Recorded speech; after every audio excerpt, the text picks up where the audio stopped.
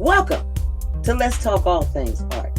I'm your host, Julie Whitney Scott, and I have with me today a young lady here that is taking Columbus by storm. Her name is Ariyah Wallace, and Ariyah is an actress. She's a songwriter, and she writes songs herself professionally at a young age of 20. Welcome. I'm so happy that you're here today with me, Ariyah. Welcome to Let's Talk All Things Art. Thank you. I'm excited to be on here. I am excited to have you and present you to my audience. I met you, saw you at Ragtime. Yes. The performance that was the professional debut of Columbus Children's Theater musical. And I want to tell you, young lady, that you have a voice. I was floored, number one, brought to tears, number two, and was just astonished that that voice came out of such a young woman that could show such emotion. And so before we even get into anything, I just want to say that first. Bravo for your debut professional performance in Ragtime with Columbus Children's Theater. Thank you. Thank you so much. Talk to us. Tell the audience, how is it that you became an artist at such a young age? What was the things that happened that made you realize that A, you was a songwriter, and B, you could sing that song, and not only that, you could perform? Talk to us. Well, going to college really made me go into more of my femininity and more of my inspiration, taking from others, learning from my teachers. I started training as a vocalist at Capital University with Chad Payton. He was my teacher, and he really helped me free my voice up and kind of like soar to new heights. And I was at Capital for a little while, and I had background in theater and writing music from high school, but I never really applied it. And I actually went to school for music education and become a music teacher before I became like a performer, if you would say. And I think I knew that I didn't want to be a teacher, but I was like, what's going to make me money? But then I had to realize, like, you don't need to have a lot of money. As long as you're doing what you love, like, that's all that matters. I met my friends who were in the music technology program at Capital University, and we started writing music together, started recording it. The Capital University has studios where students can work in. It really is just super awesome, and it gave us like freedom to express ourselves and write music and record it. And I was never in a studio before like going to college, but when I first went to that studio and met my friends, it was like my life changed. And honestly, we changed each other's lives because we're all performing professionally, doing gigs, meeting people, networking, and that's really what it's all about. Now, my love for theater really drove me towards Ragtime. I remember one of my teachers at OSU. I transferred to OSU. I'm working with she's a vocalist, but also a doctor of music. Her name is Helen Allen, and she's my voice teacher. And she's really brought my voice to different heights and taught me different techniques. And I'm just learning so much in my music performance degree now. I changed my degree. And I'm so happy that I'm doing what I want, and that I don't have any fear in doing what I want. And I'm just trying to express myself and have fun while I'm balancing college. And I want to be an actress. I want to be in musicals. I want to write musicals. I want to do everything. Like I do art. I'm just like a really creative person, and I'm happy that I'm starting to kind of spread my wings, especially in the Columbus area because it's where I grew up. And I've moved all around Ohio, so really Ohio is just special for me. And I've had a lot happen in my life, but I don't know, I'm still here and I'm still going. And I'm sorry, I kind of just like spit like so much out like in one setting, but I don't know. I do have a lot to say. I Oh, just well, don't I'm really glad you talk have about a it lot that to much. say. I'm glad you have a lot to say. And you answered my question because that was my question. And you answered it. You know, what is it that got you started in this? Talk a little bit about being a professional singer. What is that like? I mean, you're 20 years old and you are can say I'm a professional singer. Talk to us about that. I started really performing my own music last summer in Columbus. I think I like debuted my songs at Adela's, and I played with a band, and I didn't know these guys. There's a drummer named Jake. He's actually on Broadway right now drumming, and a pianist named Dom, and they were both there. Like, hey, we want to make a band with you, and we want to start performing around Columbus. So I started getting gigs. Like maybe they were small bars, or maybe I was performing for a school, but it was just the fact that I was performing in front of people and people really liked my music. It's really what kept me going. I think people's encouragement keeps me going. Like if somebody says, oh, you shouldn't be doing that, I'm like, I probably won't do it anymore. But like I've never gotten anything but positive encouragement in the arts my entire life. I've been kind of doing plays and shows since I was like in the fourth grade, and training since I was like three, I will say, just with my parents, and my mom's an actress. So yeah. Well, talk to us about, you said that if somebody says you shouldn't be doing that, what kind of things are people saying to you that you shouldn't be doing in the art world or whatever that you have I to think about? Well, I hear what you're saying, uh, and make a decision yourself based on that. you know, I would say I didn't release an album for a long time, or a body of work. People kept saying you should just release singles here and there and just get people to like your music. But and I didn't. I really didn't for a long time. I probably should have had my album out probably like a year ago if I really like cared enough. But I was just kind of, figuring it out, putting out singles, making demos, figuring out what I like. And so I didn't. And then one day it did kind of just like snap my head, like, who cares? Like I want to put out something that really means a lot to me and shows my growth. So I went and did it. It just took me a while, I'll say. And, nobody encouraged me to go into music performance that much. Like I was a performer, I knew that, but like I feel like people wanted me to be a teacher more than anything. And I would love to teach, and I probably will be teaching and giving voice lessons and training students. But I think I want to teach like not in a classroom, but maybe like a different space. I don't know.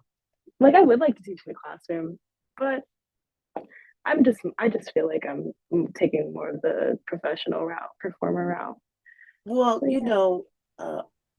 uh, like you said, there's ways to teach outside of the uh, classroom. And you seem to me like a young lady that could develop your own workshops of how you want to teach. Uh, I do workshops. I teach in the Yes. classroom, but I also do things outside of the classroom. So I think that you'll still be able to, if you want to teach, but don't want to be in the traditional teaching form, which being teaching artists gives us anyway. We're already a little bit outside the box. Even Yes. if we're in the classroom, we're still outside the box because we're artists.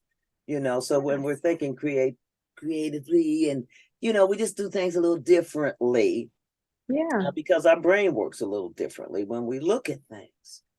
Tell us about the most challenging thing that you've had to do in your professional art as an artist. In, let's say, because you're only 20, for goodness sakes. So let's say since you reached adulthood, which was supposed to be 18, which I think you still got to go to 21. You still got some brain things Yeah. going on. But according to society, you 18 now, you grown. Yes. So since you became grown at 18, what's been the most challenging thing for you these last 2 years? Finding self control.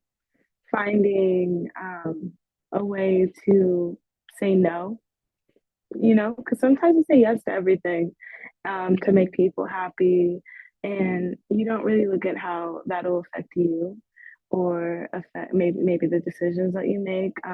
You should make them because you want to make them, not because somebody's telling you to. Um, I would just say finding independence in general. Growing up, I was protected by like my family, and sometimes I couldn't I was not allowed to go to people's houses or anything like that. So I was afraid when I turned 18. The mom was like, "Have fun," and I'm like, "Okay, I don't.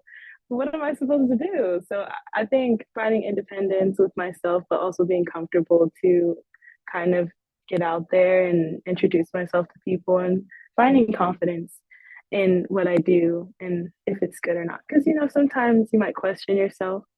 So I would say really not really letting me hold myself back, but also saying no to people um, when I need to make my own decisions and just kind of following everybody's advice because sometimes everybody's advice isn't the right advice. You know what I mean? You have a lot of wisdom for such a young lady. How much do you think in what people are trying to control you or tell you what to do has to do with the fact that you're so young?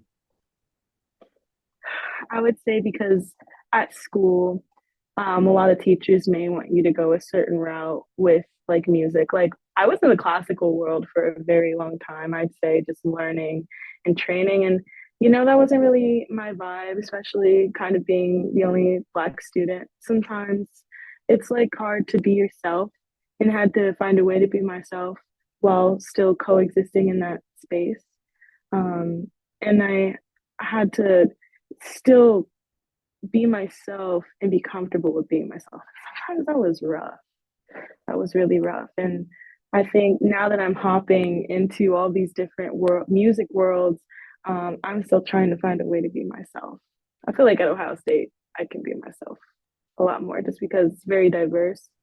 Um, and I don't know. I think now that I'm getting older, I just want to be me. You're coming up with,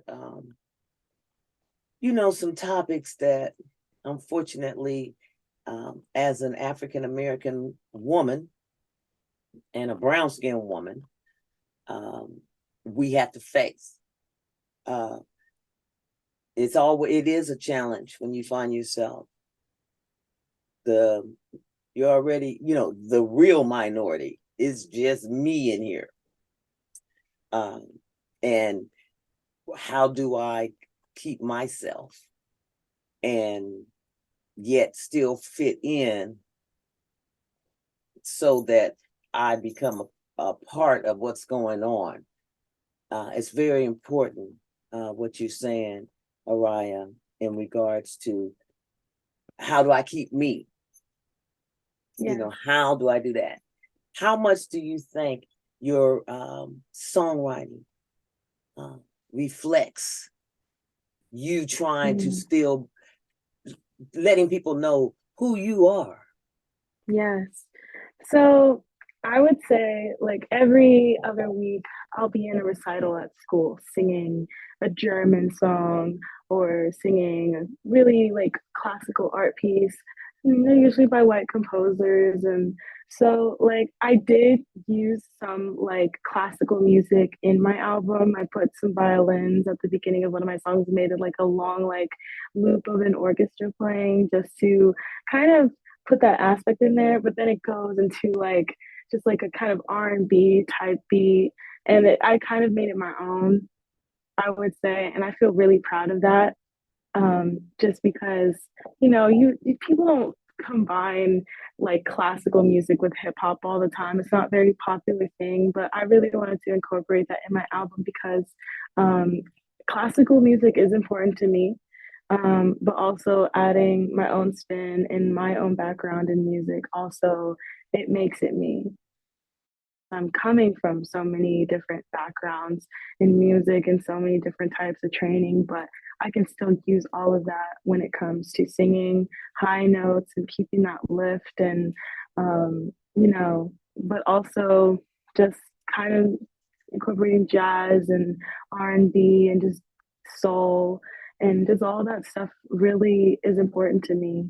I don't, I'm sorry if it's kind of not making sense, but I would say No, like that's a it's good. making great sense. It's Miles Davis. His music um, was his own, and it was that's I think it's such the beauty of being artists. Uh, and then music, I love music. Um, I wish I have lyrics that I write, but I don't know how to write the music to it. Mhm. I hear it in my head. But one thing about being able to do what you do is you not only can hear what it is and hear you that you were you hear it, you can make those sounds your own. So it's okay, and it may not make sense to some who want to just stay in traditional. No, you should just, it just should just be that. You shouldn't be mixing this and mixing that. You just keep that. But for the most genius artists that we've had, they make things their own. And so that's good that you are knowing that. And I like how you're utilizing, okay, well, I only am hearing, they're only teaching me this,